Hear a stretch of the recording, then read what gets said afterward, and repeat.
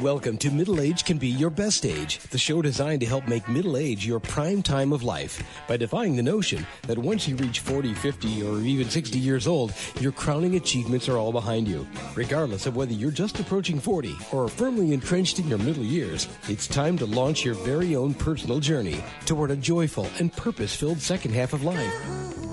Each week, host Roy Richards, an expert on midlife renewal and author of A Midlife Challenge, Wake Up, will discuss the challenges common to middle age and help guide you to a brighter tomorrow. Now, here's Roy. Well, as the coronavirus pandemic drags on, there are a few signs of hope, along with cautious reopenings in certain parts of our country and the world. But even so, the widespread tragic disruption of daily life continues to impact us all, whether you fear personally contracting COVID-19, know someone who is ill, worry about a loved one on the front lines, presently are out of work, or own a business that is shut down.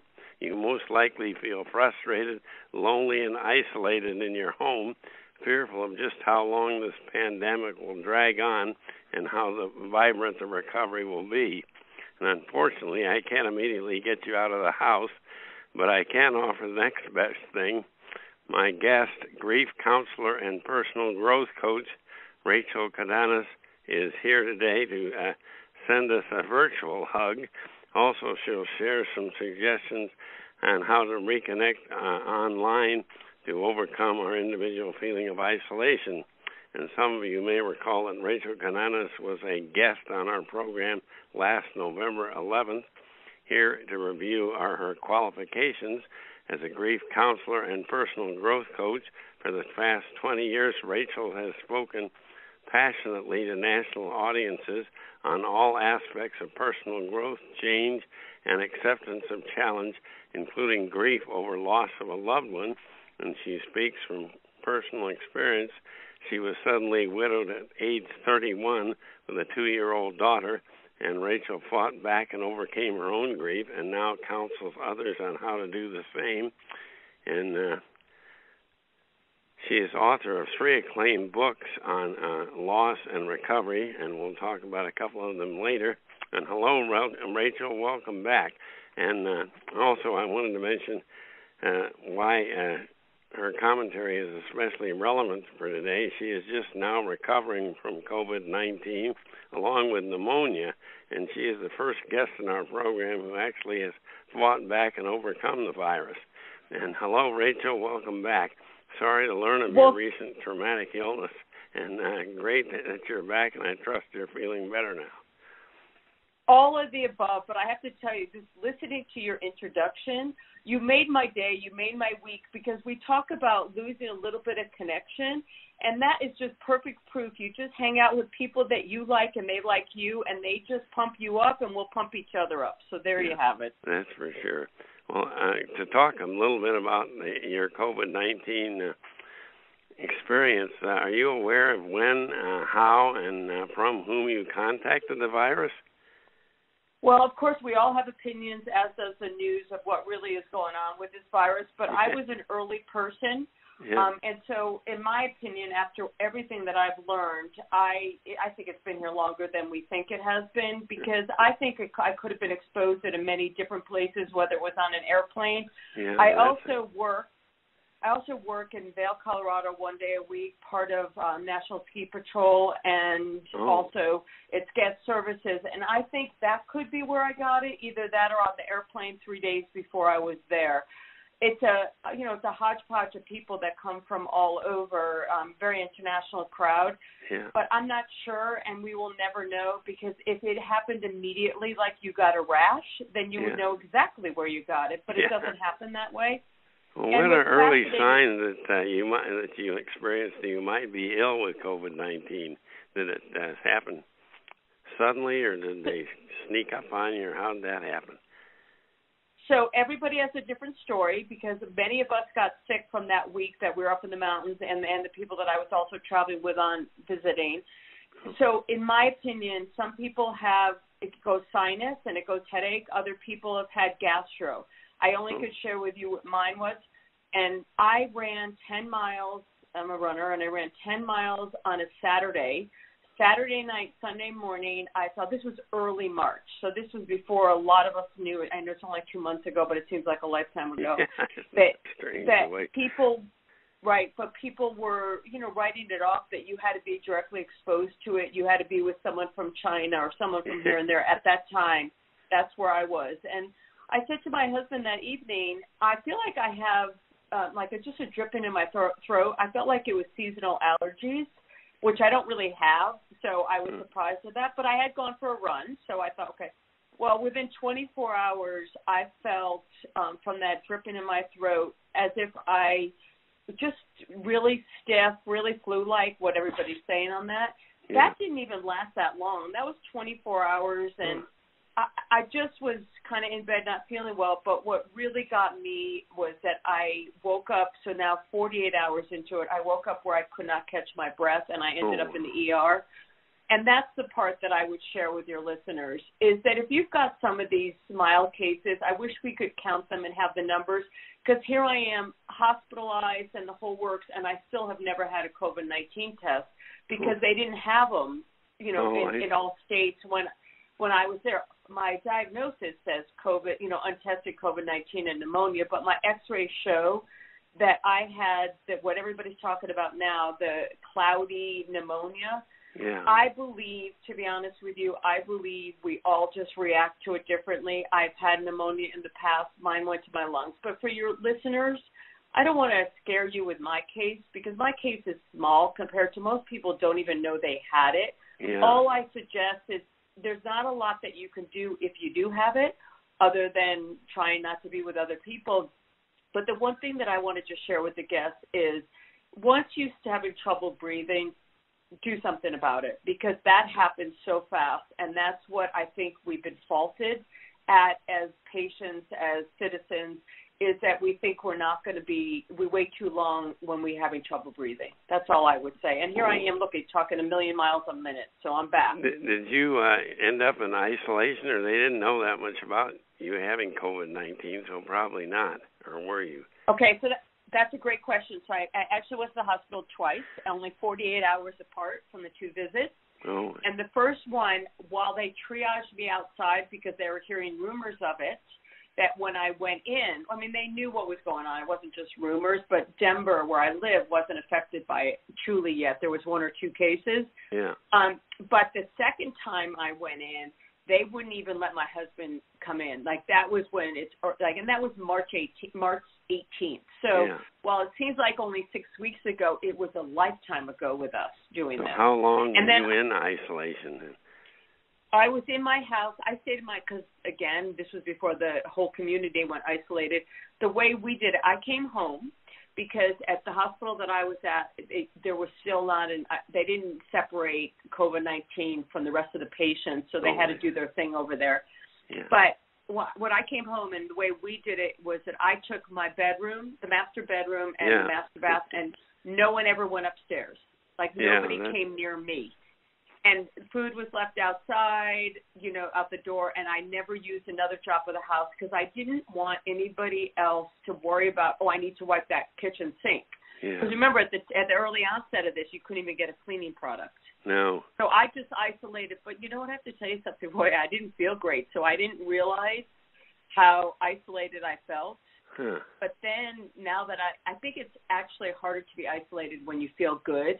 To be isolated when you're that sick, you don't want to be around anybody, really. Correct. So I have to tell you, it was, it's an eye-opener, but the hardest part of this is the news and community and being scared and everybody having different opinions. It's just a hard time we're living in right now. Yeah, maybe you were fortunate to have it early in the game when they didn't know so much about it and it wasn't constantly on the news and if you were watching TV and you were suffering from that, I don't think you'd be comforted by it. Right. And now it's I think and the weather's better. I don't know where your listeners are from, but I'm in Colorado and the weather's better. So whether you sit on your front porch, your back porch, or just stroll down the street, it's much different than when it's cold and nasty and and the days are longer so you don't feel cooped up. That's for sure.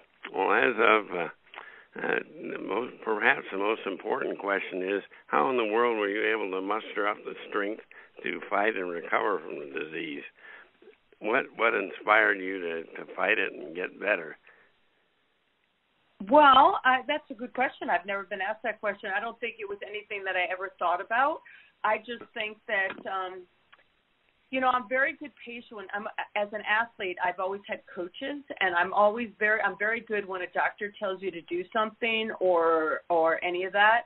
I just think I paid attention. And what was interesting is my second trip to the hospital, looking at my x-rays, because it's a very bizarre pneumonia, my second doctor told me I had to move around. And again, I'm a very good rule follower when it comes to medical people telling me what to do. And he kept saying is you need to move, you need to eat, you need to sleep, you need to move, you need to eat, you need to sleep. And as much as that one flight of stairs was bothering me, once I sat up, they said stop laying down. And what's interesting, now they're coming forward and saying, turn over, roll over. So, my inspiration is always my same inspiration. I embrace life's challenges. That's on my business card on my website. You have to embrace. You can't control what's been given to you, but you can control the way you react to it. That's for sure. Of course, I'd say anyone that's able to run 10 miles is in mighty good shape and well fit to battle COVID-19, unlike these poor folks in the nursing homes that, have trouble walking as it is. But anyway, we're so glad you're better. But thankfully, most of our listeners will not suffer like you did from coronavirus, but so many of us will experience feelings of isolation, fear for our own health, anxiety over the future. If we may, let's talk briefly about your message of connection, hope, and togetherness. Please describe some of the support you're offering today to individuals and groups in the need of inspiration. I love that letter you sent out on the virtual hug. So I sent that out. I really went through after I started feeling better, and I was actually with, my face covered, of course, walking up and down the street and doing things. Yeah. I went back to the days that I was a widow, and this was before there was an internet, and I kept saying to people around me that we're so fortunate that even though many of us are sick, or you kicked it off by saying we're all affected somehow, whether it's a job, whether it's a family member, whether it's somebody on the front line, we are all being affected by this similarly yet different. But when I was young and I was widowed, I felt like I was isolated because there was no internet. And so I wasn't connected to people. I couldn't call people or talk to people or Zoom or have these video conferences. So but I just decided that I was going to write this letter about how important just because some of us are doing well or our bubble might be doing well, there's other people that are in our circles that are not doing so well. So I just wrote a little bit about isolation and reach out if you feel isolated, because there's so many people out there that would love to visit with you, would love to chat, because remember, they're just as isolated as you are. And I have gotten a great response from that letter that I wrote about, my virtual hug, is just try to avoid the isolation, because when you start concerning yourself with how someone else is doing and you're trying to help them, that feeling of isolation kind of goes away.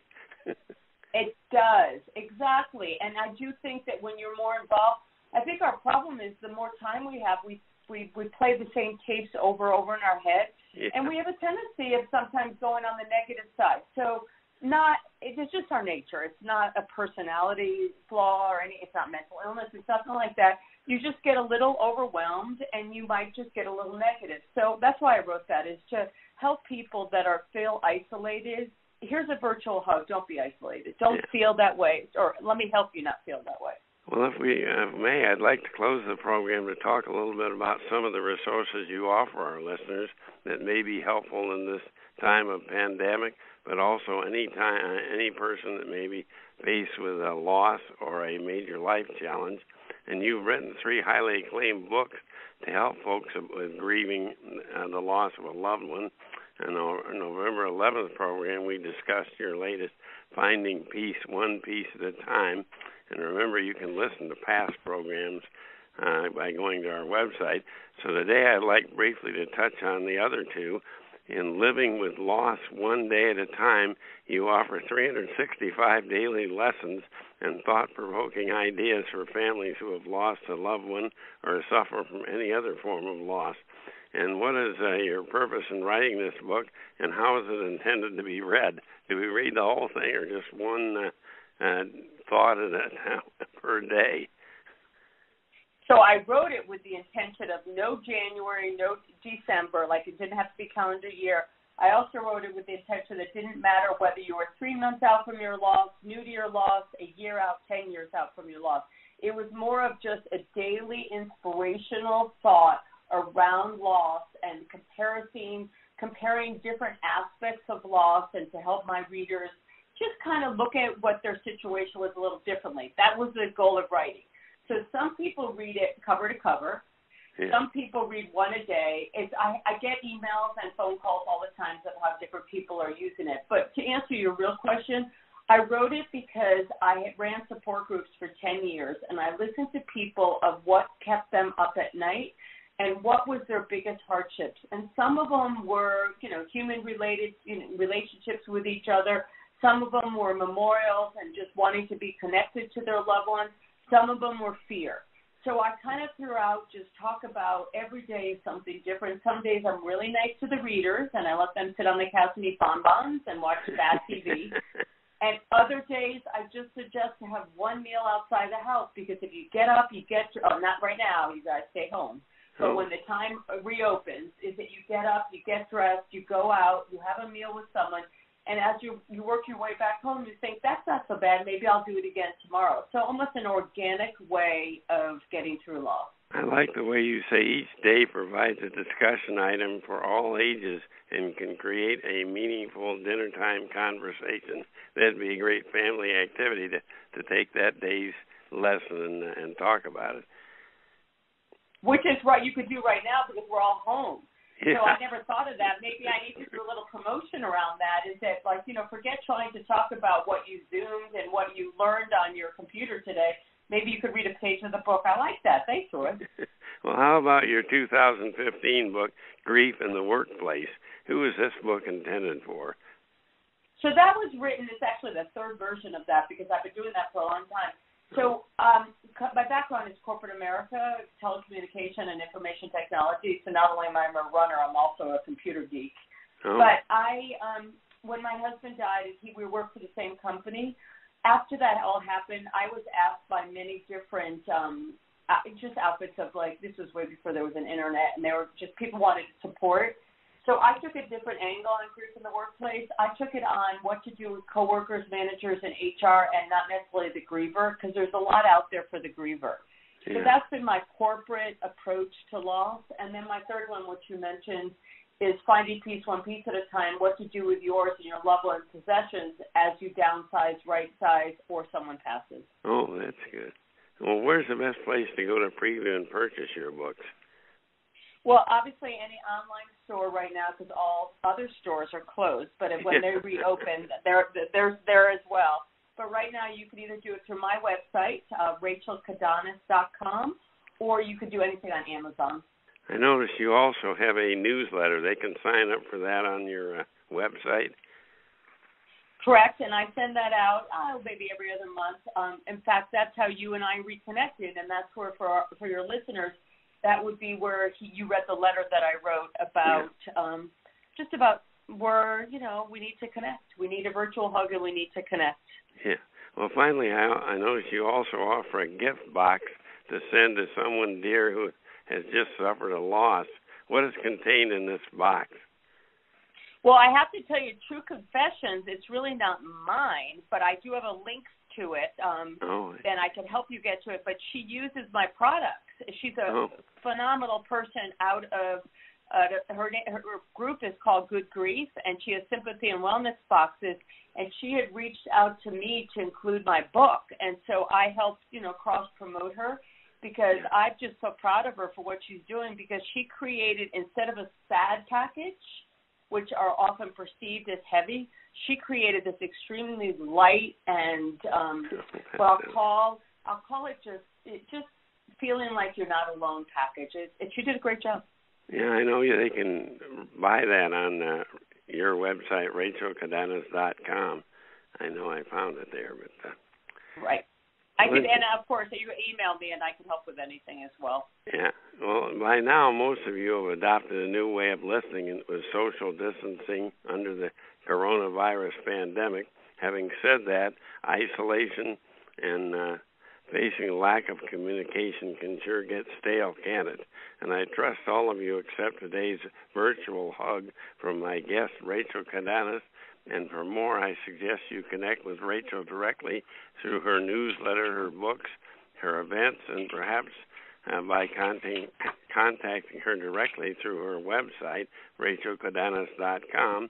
And you and I have two choices: sit around isolated, feeling self-pity and complaining and bemoaning opportunities lost because of COVID-19, or we can set out virtually, taking control of our emotions, seeking to connect with others, and using this downtime to experiment with new ideas and relationships and to grow as a result.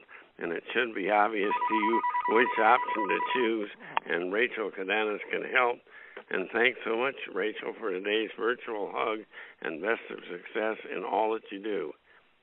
And thank you for having me, and virtual hugs to your listeners. And listeners, bye for now. Let's see if we can all give at least 3 virtual hugs this week to others. Well, on this next segment, we're going to focus on those of you at or nearing retirement, but those of you still in your 40s or early 50s should listen in, because it's never too early to begin thinking about how you'd really like to spend your golden years. Also, our elders are strong, marvelous, and they have wonderful ideas, and they're not given credit for all that they're capable of. And it's time we spend a lot more time listening to what they have to say rather than considering them old people who are past their prime. And here's a startling fact: a lot of so-called senior citizens are refusing to move off center stage. Here's a few examples. Dr. Anthony Fauci of the President's Coronavirus Task Force, I'm certain you've seen him on TV, is 79. I was really shocked by that because he looks a lot younger. Speaker of the House, Nancy Pelosi, goes him 1 year better. She's 80. And despite recent health challenges, Supreme Court Justice Ruth Bader Ginsburg at 87 is still going strong. And oh, by the way, after retiring as vice president following 40-plus years in government service, Joe Biden is back as presumptive nominee for president at age 77, and he's attempting to replace our current president, Donald Trump, who himself is almost 74.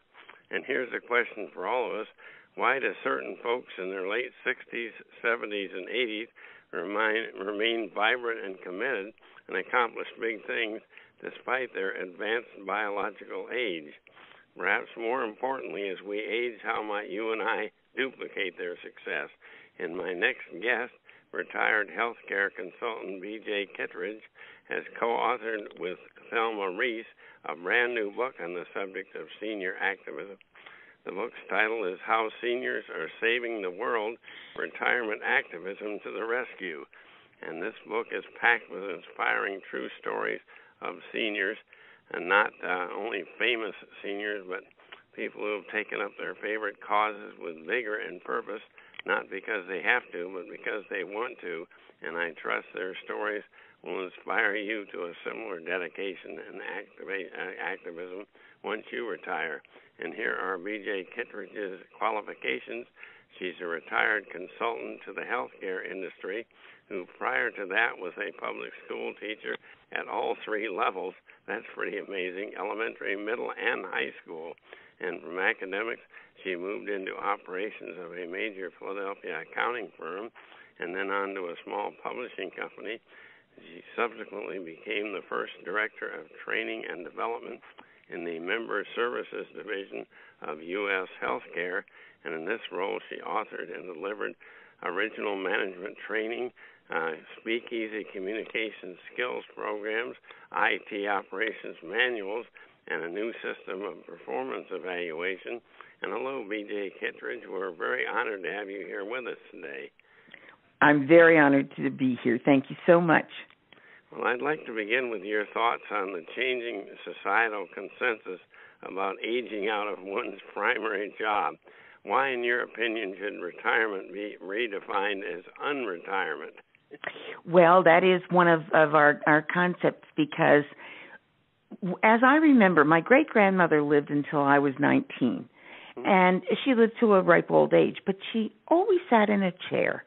And in that naive time of my life, I couldn't figure out what that was all about, because my mother, as a role model, had always worked. And it's the kind of world where we can make choices now. We're living so much longer. We're having our health in many cases so well designed with all of the medical advances. And there's still that enormous energy and creativity and zest for life that started us all out in the beginning of our adult careers. Yeah. So whether you're a stay-at-home person before, or someone who has gone from a paying career to unretirement, it's a time to explore and expand and beat the drums. Yeah, it really opens up our world to a whole wealth of possibilities now, whereas formerly we were constrained by a job description and certain responsibilities. Now the world is ours, really. Yes. Now, why is ageism so counterproductive, and more importantly, how can it be diffused in today's world? It seems like ageism keeps rearing its ugly head. Yes, I think that it does, but I encourage all of us not to surrender to it. It is the kind of society where people sort of have a cubby for a cubby hole for every sort of category of person. And of course, I think the generalizations are always dangerous. But because, for instance, people in my generation, seniors, are not as tech savvy. Yeah. It's the kind of thing that sometimes people a little younger than we, say in their 50s, sort of assume you can't master. Well, not so, and the will to do it is the thing that is the key. And we have a wealth of experience about how things work, what works, what the possibilities are. We've seen all the things that have changed for the better over these years. And I think the way to diffuse it is to, first of all, be active and as visible as you would like to be, but also to interact intergenerationally. Yeah. I've always loved being in a community, as I am now, with 3 generations. And, of course, I grew up, as I said, with 4 generations in my family. So that was sort of my role model and my expectation. Yeah. Well, the traditional response to folks growing older, especially those over 80, is to exile them to a memory care facility, a nice new name for nursing home. Yes. Why is confining our seniors to nursing homes not only dangerous, it's also society's loss?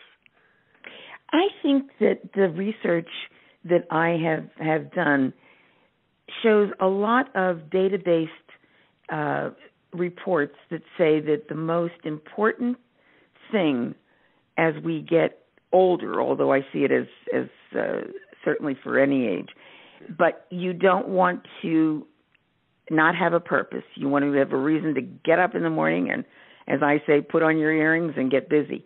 The other thing is that isolation leads to, which is what the result is, leads to all kinds of negative situations. It may be a deep depression. It may be a withdrawal. There are lots of things that people do to sort of be self-protective when they don't feel like they belong. Yeah, that's true. And I heard years ago, I heard a couple ladies in my mother's retirement home say we're really not worth much of anything to anybody anymore. Oh, and I thought that was so tragic. It is. Somebody has that kind of an attitude. Well, unfortunately, this brings us to the current coronavirus crisis. Many so-called health experts continually remind us that seniors, even those in excellent health, are the most vulnerable to COVID-19, become very ill and die. How do you counter the argument that everyone, say, over age 70 should be quarantined while the rest of us get back to work, play, and socializing? I can't understand how that would work unless you have a real medical situation that would, the advice would be to be removed from it. But the 6-foot social distance, the masks, the gloves, we don't have to turn off our brains, and we don't have to silence the passions. And we don't have to be exiled to a nursing facility. Oh, no. Well, you would inform us that volunteerism is being transformed by folks in their 60s through 90s. How is it being transformed, and is this good or bad? I think it's very positive. We were fortunate enough to find 24 people who each had their own niche, their own cause, their own principle, their own valuable insight. And each one of them was determined to make a difference, because when you live long enough and you have observational skills and rational minds, you realize that in your own world even, you can make a big difference. Yeah. And it doesn't necessarily mean leadership. I think that sometimes younger people are afraid that we who have experience will want to take over, whereas being an advisor, contributing similar experiences is it's like putting another bunch of vegetables in the soup. It makes the flavor so much stronger. And in traditional societies, everyone totally respected the elderly and wanted their advice, whether they were actively leading the community or not. But nowadays, they seem to think anyone over a certain age, maybe over 35, doesn't know what they're talking about. I think that we had the hope that we have, as I look at it, is not the generation that we gave birth to, although anyone can learn from this experience, but our grandchildren's generation. Yeah.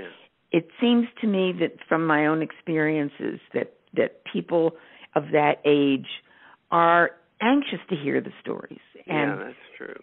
Did you ever have to deal with this, and what did you do? I'm going away to college, and I'm going to have to make all new friends, and what happened when you got married and you moved away, and it can be as basic as that, or it can be real strategic thinking in problem solving. Yeah, that's great. Well, the traditional definition of a senior moment is when you have a temporary lapse of memory, for example, a person's name that you've known for a while or where you placed your keys. But you and Thelma Reese have defined a new senior moment. Please tell us what that new senior moment is. The new senior moment that we define is the one that allows us to pause and reflect and be able to garner our ideas from all the things that we've experienced.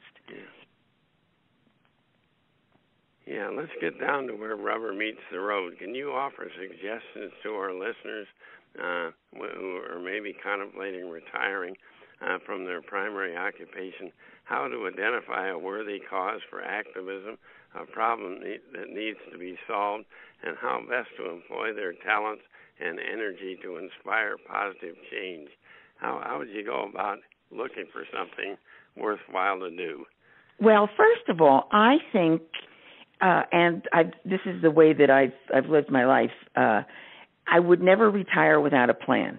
Oh, that's a great suggestion. As long as I knew it was coming, I've always been a plan B, plan C person. So it's fun to explore what do I do? What do I care about? And the question, what do I care about, is sometimes very personal. It may be someone in the family who needs help of some kind. It may be some sort of a political challenge that you feel you need to contribute to. We have someone in the book who is from California and is in his 90s. Oh, wow. Flies his own plane. A doctor who is a psychiatrist who does a great deal of work for underserved children. Oh, that's wonderful. And I think that the reason that we did the structure of our book, which, as you probably know, is each person is a chapter. Yeah. And sprinkled between are some essays on things that are relevant to our age group. But at the end of every chapter, there's a section called How to Connect. Yeah, and it's a list of resources. If there's something in the book that interests you or that you've always been interested in, maybe, you can look at those, and you can go online and do it from home. Look at those resources and see if there isn't a way that you can get some information from that sort of thing. But I think the key is it has to be something you believe in, and it has to be something you can get really enthused about. Yeah, and also something that you feel like you could contribute something to. Although you might need to learn a bunch of facts, and obviously you research it. But if you say, hey, this is something that I feel like I can really contribute to, that would really make a difference. Yes. Well, who's the primary target audience? Is your book, How Seniors Are Saving the World, written strictly for folks at or near retirement, or some listeners in their 40s and 50s or whatever also benefit? We envisioned a multi-generational response. We thought that it could be a birthday gift to a senior in your family, for instance. But when the book is read, there can be discussions. Did you know this? Did you ever hear of this? What I would love to see, and we have discussed this, Thelma and I, is that skipped generation, the grandchildren and grandparent generations, where they, first of all, the grandchildren will see the value of what that our generation of seniors can do, can accomplish, can contribute. And they may be willing to get involved, too, even in a limited way. But at any rate... They may be able to wake up their parents, too. Yes. Generation X or whatever. Yes. Because we think that there is nothing like the challenge of an example, and seniors are and have been historically role models. And it's a lot easier to see visually or to know intellectually what someone is doing and how they're doing it. And we think at this moment in time with the pandemic, we hope that people, like we have done, will have a lot of contemplative moments when they can line up their priorities, and it will give them some clearer goals for things that matter to them. Yeah, this is a great time to practice for retirement or unretirement, as you call it. Yes. Well, where's the best place for listeners to go to preview and purchase your book? It's available on Amazon, and it's available on Words Book. It's not a website. But Words is the name of it.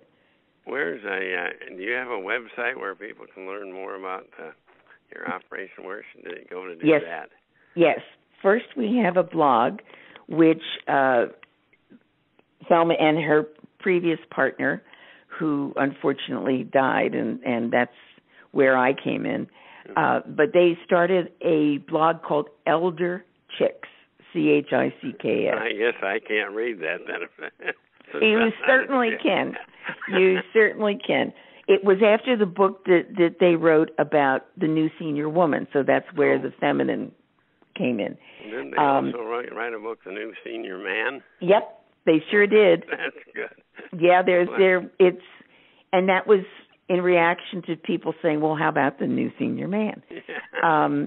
But there's also a website, senioractivism.com. Oh, I see.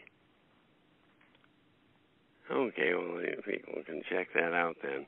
In conclusion, presuming you take care of your health and our well-being and have set aside adequate finances to cover up to 20 or 30 years golden years, your major challenge is to enjoy the heck out of them while at the same time you're benefiting others. And once your formal work days are over, to be joyful and fulfilled, you will need to serve others or find a cause. It really isn't good enough just to concentrate on taking care of yourself and relaxing all the time, playing golf. That gets old, I think. Yeah. As the co-writers put it at the beginning of their book, while you are saving the world or saving someone else, you're saving yourself or discovering yourself. I love that statement. And there's plenty of need out there, as we all know, especially during the coronavirus pandemic.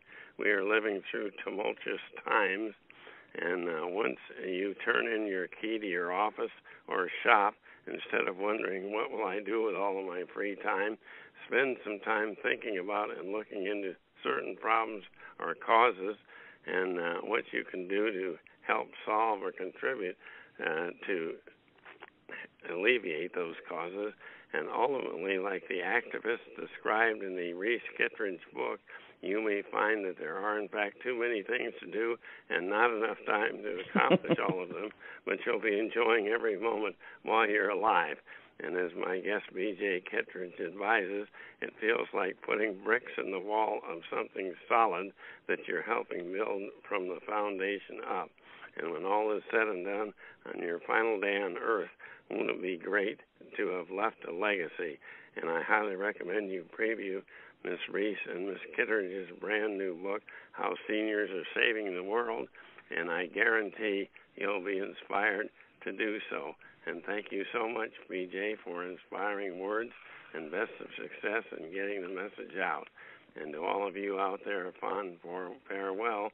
Please keep in mind always your value as a human being and your ability to contribute to the general good does not diminish in the least the day you quit your profession. Yes. Thank you. It's been a pleasure, Roy. Bye-bye for now, and keep up the good work. Thank you. You've been listening to Middle Age Can Be Your Best Age, hosted by Roy Richards, an expert on midlife renewal and author of both A Midlife Challenge, Wake Up, and Wake Up, Captain and Crew, Restart Your Engines. You can learn more about Roy and his Middle Age Renewal Training System by visiting his website, middleagerenewal.com.